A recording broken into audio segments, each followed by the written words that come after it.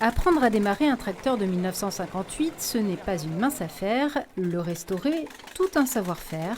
Denis Régnier a consacré 2 ans à la retape de cet engin de collection, un modèle Société française de Vierzon de 1949.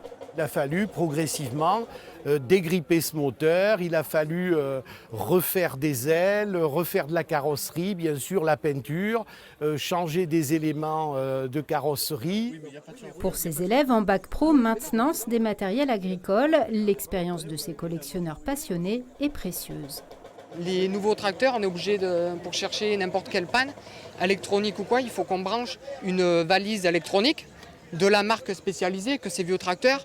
On y va avec un tournevis, un burin, un marteau et ça se répare pas tout seul. Mais c'est vraiment de la mécanique brute et spéciale que maintenant c'est tout en électronique. Et si on n'a pas de valise, on ne peut pas réussir la mécanique.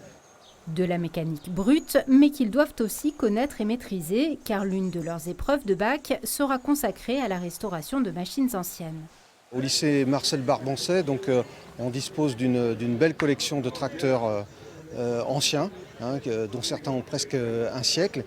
Ça correspond évidemment pas à la technologie qu'on rencontre aujourd'hui sur les machines, mais néanmoins, on est venu témoigner de notre travail, mais surtout à la recherche de conseils, de savoir-faire.